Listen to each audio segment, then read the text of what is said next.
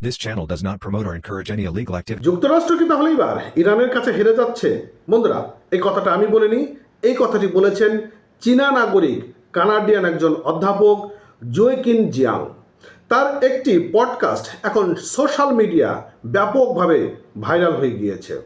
তিনি যে এখনও পর্যন্ত ভবিষ্যৎবাণী করেছেন, প্রত্যেকটি ভবিষ্যৎবাণী সফলভাবে প্রয়োগ হয়েছেন। তাহলে কি এইবার এই ভবিষ্যৎবাণী সফলভাবেই প্রয়োগ হতে যাচ্ছে? কি বলছে আজকের এই নিউজটিতে আমরা সম্পূর্ণ নিউজটি হিস্টোরিগুলো জানার চেষ্টা করব। যুগান্তর পত্রিকা দিয়েছেন, আমি কখনো অনুরোধ করি না ভিডিওটি সম্পূর্ণ দেখার জন্য, তবে আজকের এই ভিডিওটি আপনারা সম্পূর্ণ দেখবেন বলে আমি আশাবাদী। কি বলছে দেখেন। দখলদার ইসরায়েল ও যুক্তরাষ্ট্র যৌথভাবে ইরানে হামলা চালিয়ে পুরো মধ্যপ্রাচ্যে আগুন লাগিয়ে দিয়েছে। গত 28 ফেব্রুয়ারি ওই আগ্রাসনের পর হাতের মুষ্টি ছেড়ে দিয়েছিল তেহরানও। ঝাঁকে ঝাঁকে ক্ষেপণাস্ত্র এবং ড্রোন ছুড়েছে উগ্র ইয়াহুদি ভূখণ্ড এবং উপসাগরীয় দেশগুলো মার্কিন সংশ্লিষ্ট স্থাপনা লক্ষ্য করে।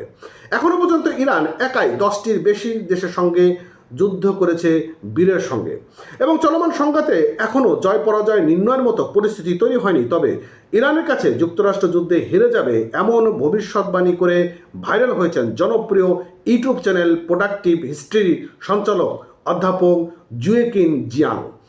চীন কানাডীয় এই শিক্ষাবিদ 2024 সালে একটি অনলাইন বক্তৃতার সময় এমন মন্তব্যটি করেছিলেন, এবং বর্তমানে যুক্তরাষ্ট্র এবং ইরানের মধ্যে ব্যাপক যুদ্ধ চলমান থাকায় ভিডিওটি ব্যাপকভাবে ছড়িয়ে পড়েছে।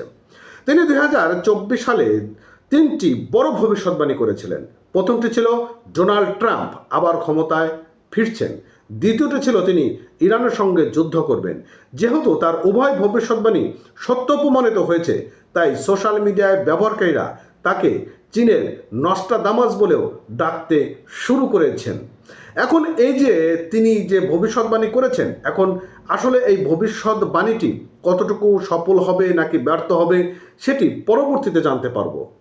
2024 সালের মে মাসে রেকর্ড করা একটি বহুল আলোচিত লেকচার জিয়াং যুক্তি দিয়েছিলেন যে ট্রাম্প যদি ক্ষমতায় ফিরে আসেন তবে ভূ রাজনৈতিক চাপে যুক্তরাষ্ট্রকে ইরানের সঙ্গে সংঘাতের দিকে ঠেলে দিতে পারেন।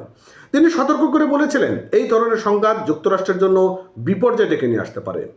ইতিহাসের সঙ্গে তুলনা করে জিয়াং ইরানের সম্ভাব্য মার্কিন আক্রমণকে সিসিলিয়ান এক্সপেডিশন এর সঙ্গে তুলনা করেন, যখন অ্যাথেন্স একটি বিশাল সামরিক অভিযান শুরু করেছিল যা শেষ পর্যন্ত বিপর্যয়ের মধ্যে শেষ হয়েছিল।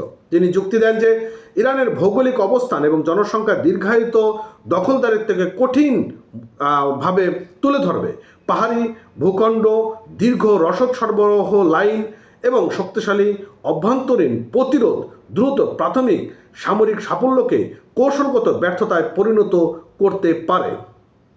তিনি আরও যে পডকাস্টগুলোতে যা বলেছেন তার মধ্য দিয়ে তিনি শেষ মুহূর্তে বলেছেন যে এই যুদ্ধে প্রথম দিক দিয়ে ইরান অনেকটাই চাপের মুখে থাকলেও এই চাপটি সামলিয়ে মার্কিন যুক্তরাষ্ট্রের সঙ্গে তিনি ঠিকই জিতে যাবেন। এর কারণ হচ্ছে মধ্যপ্রাচ্যে থাকা যতগুলো মার্কিন ঘাঁটিগুলো রয়েছে সে সকল মার্কিন ঘাঁটিগুলো ইতিমধ্যে কিন্তু ইরান উড়িয়ে দেওয়া শুরু করে দিয়েছে, বা সে সকল ঘাঁটিগুলো কি করছে সেটা আপনারা বুঝতে পারছেন। তো যাই হোক বন্ধুরা, এই ছিল আপডেট। আপনারা অবশ্যই ভালো লাগলে ভিডিওটি শেয়ার করতে ভুলবেন না, আপনার মন্তব্যটি আপনি জানিয়ে দিতেও ভুলবেন না। ধন্যবাদ এতক্ষণ সঙ্গে থাকার জন্য।